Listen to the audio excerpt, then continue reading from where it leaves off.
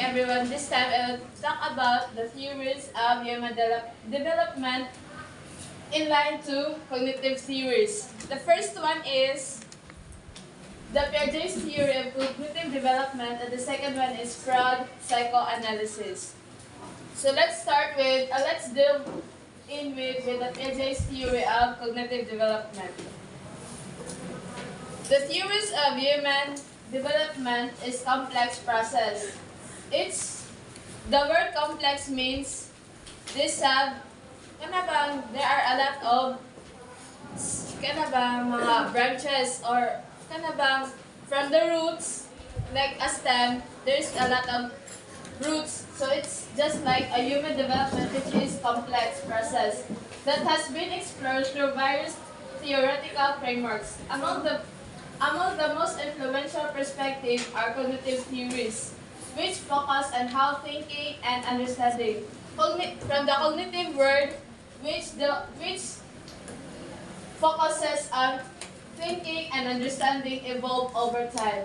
Two of the key figures these are Jean Piaget, which is the Piaget theory of cognitive development, and Sigmund Freud, which is the Freud psychoanalysis.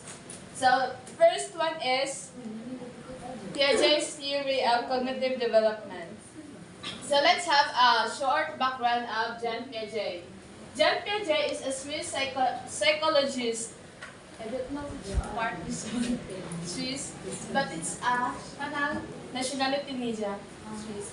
Developed one of the most influential theories of cognitive development. He believed that children actively construct their understanding of the world as they grow and interact with the environment. Piaget identified 4 stages of cognitive development. In Piaget, there are only 4 stages. So the first one is sensory motor stage, from birth to 2 years old. In this stage, infants learn through their senses and actions. They develop object permanence, their understanding that objects continue to exist even when they cannot be seen. The sensory motor focuses on our sense, just like the hearing, seeing, touching, and smelling and tasting different kinds of foods. In sensory motor, the children focuses on the sense in which example of the sensory motor of this is, isn't it the child with like thumb sucking, they focuses on eating the passive, yeah, just like a thumb sucking, like that. Then Toy sa imong kamot. also bottle the didi. What? I don't know what's the term. Pacifier. Oh, the pacifier is there's no milk. The other one, there's a milk. Then also, in this, the example of this is just like the famous game that you will really do to the child is peekaboo. Kana ba? Pika! Oh, peekaboo. In their senses, they will think that you disappeared, but eventually you will appear again. So in their sense, even though you cannot be seen, naragihapon ka dira. Peekaboo. Magaling mo naragihapon sila bisag para nimo kay logical thinking, naragihapon ka, pero ngano, musma sila nga. And nag-appear nimo balik. Katawan na, na. The next one is pre-operational stage. From 2 years old to 7 years, children begin to use languages and symbols to represent objects. However, their thinking is still egocentric, meaning they have difficulty in seeing things from perspective other than their own. In this stage, pre-operational stage, from 2 to 7, the children have this own language, just like they have this kanang like this, which means they are hungry, or either way they are like they want to eat something. If they will do like this, then if they are going to cry, cry, it means they are in the state of kana bang hugaw, kana bang they are nag-poop o nag-poop nga na. Then in this stage, they are egocentric, which means they view the things on their own ra. Ego from the word ego, which means in yourself, and centric, which is it centers to yourself. Just like as to children, they are not. Some of the children, they don't like to share their toys to other children. That's why they are going to cry. That's why in this stage they are egocentric. And the next one is concrete operational stage from 7 to 11 years. Children begin to think logically about concrete events. They gain a better understanding of the concept of conservation.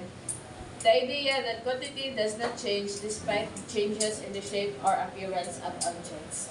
The example of this concrete operational stage is if you will give a clay to a child, just like two clay form in a ball or circle, then the other one you are going to flatten it. But the thinking of the child is just the same, even though the shape and the appearance of the object is just the same. Is changing, but for them it's just the same, clay. The common denominator of this is clay only, even though the shape and the appearance of the object change. And the fourth one is formal operational stage from 11 years to older. In this stage, individuals develop the ability to think abstractly and critically. They can reason about hypothetical situations and use deductive logic. In the formal stage of cognitive development, which typically begins around 12, it must be 12 above, continues into adulthood, individuals develop the ability to think abstract. Abstract means kanang move na ka sa usa ka butang sa ubang nga tao. So it means in this dili na sila egocentric, dili nga formal operational stage. So kani mag-view na ka nga unsay ma-feel sa ubang tao about ingani nga situation. Just like itahay naay kanang just like kanang ikaw just like as a child is kanang naikaya yung parents niya na jay butang na nasi jay friend or nasi jay close friend nga dili kayo yun nga naikaya, so iyan ang give you ang things nga iyan give you ang things nga not all of us have money or financial stability. So let's proceed to Freud's psychoanalysis or Freud psychosexual analysis. Then let's proceed to the little background of Sigmund Freud. Sigmund Freud is the father of psychoanalysis. Proposed a different theory of human development, focusing more on the influence of unconscious drives and early childhood experiences. Freud believed that development is driven by a series of psychosexual stages. From you, Priscilla, what do you think of psychosexual? From the word psychosexual. Basan ka ng pagkabata dyan. Pag-matured sa age of sa age of sexual cells. Oh, sexual organs, yes. Each characterized by the focus of pleasure on different areas of the body. So there are 5 stages of Sigmund Freud. The first one is the oral stage, from birth to 18 months. So it's 1 year and 6 months. In this stage, pleasure is focused on the mouth, with sucking and feeding being the primary activities. Isn't it? Wala nagyan pa rin pareho sa PJ nga katong sensory motor nga Pero ang sa fruit lang kay oral stage. Kay ang sa from birth to 18 months ang bata jud kay sige ra jud sila kuan. Di kaon ina ra ang buhat kay kaon tul hilak niya. Malibang, balik na po. Oh, malibang, mangihi. Parera. So, focuses dun sa kanang psychosexual nga analysis ni Sigmund Freud is mouth. Kay mada may part sa psychosexual nga magamit and over time ma-change ang yapon into kay nag-focus ba siya sa focuses on pleasure in different areas of the body. So kani, sa first one is the oral stage. So, ang pleasure ni Ja is nasa mouth. Mouth. Mo ganing bisa unsay mo ihatag sa bata, bisa butang na iya gyud pala kanon bisa. Oh, yes. Ay para ni Ja tanang butang pagkaon. The next one is the anal stage, 18 months to 3 years. So 1 year and 6 months to 3 years. During this stage, children derive pleasure from controlling bladder and bowel movements. Issues with toilet training can lead to fixations that affect personality development. So diri nga part ang mga bata kay ilang pugso niya dili mangihi or dili malibang. O kana pugon nila ba? Ano ba kita bisa kayo na sila nagbuhat man sila or nagplay man sila sa ingani nga butang. Ila dyan ang pugungan. Kay oo, Yung anong gago? yan na. Sige, bugang-bugang tai. Hanggang di kang katai. Suksukan na lang magkuhan. Manang, ako ba ba mga kanang kitahay ang mga bata nga naiya kay ila dyan ang bantayan kung kitahay nalibang ang bata or wa. Kay maka-affect ba pa na sa development sa bata kung kita ilang punga na ilang bowel movements. The third one is the phallic stage, from 3 years to 6 years.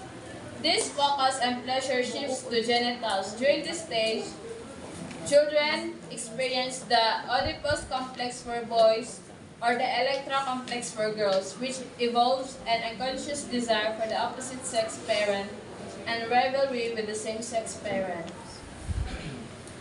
My explanation to this is, let's first focuses on Oedipus and Electra. So, ang Oedipus complex, named after the Greek myth of Oedipus, this concept involves a boy's unconscious feelings of desire for his mother and rivalry with his father. According to Freud, these feelings eventually lead the boy to identify with his father as a way of resolving this conflict, which contributes to the development of his gender identity. Oh, iyang kanabang pero sila na sila infatuation or admiration sa ilang mama. Kay Oedipus, money for boys. Yung Electra is for girls.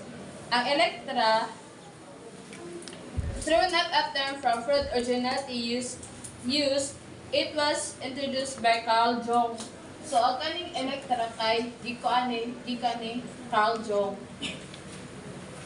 This concept parallels to the girls' developed unconscious attraction to the fathers and competition with the mothers. But dili na ma-shift na katubang mamas boy ba ang bata, papas boy ba ang bata. Dili na siya mag-start nga. Ay di ko na mama kay mas love siya sa iyong papa. Kita ang bata kay girl. Manang mo ang dili nga kuan phallic stage mag-start na kung kisa iyang ganahan i-choose mother ba or father niya. Kung kisa dili niya i-choose, man niya iyang ma-think ka, rivalry na niya or kanang kaagaw iyan na ba. Dira mag-start ang jealousy sa kabata towards her parents. The fourth one is the latency stage, 6 years to puberty I mean. During this stage, sexual feelings are dormant and children focuses on social interactions, learning, and developing friendships. In this stage, from 6 years to puberty, dire na mag-start ang maki-friends na ang usa ka student, usa ka children. Iyan nga friendship, dire na siya mo kana ba mo choose kung either ay di ba yung ano sa palik stage kay dili siya makabalo kung unsa siya ang iyang orientation kung baji ba siya bayo lalaki or tomboy. So pag abot na diri sa latency stage, dili na mag-focus ang iyang orientation kung iyang friend kay bayot ba, baji, laki or tomboy.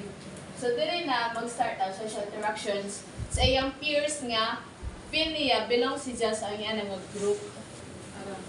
Yan ang dasal na. Amigo ta, ikaw din.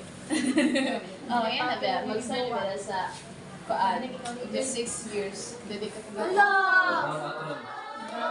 Then, Diyan, di ka taga ano, kuan din. the last one is the genital stage from puberty onward. This stage is marked by mature sexual interest and pursuit of relationship. So, sa genital stage, TV.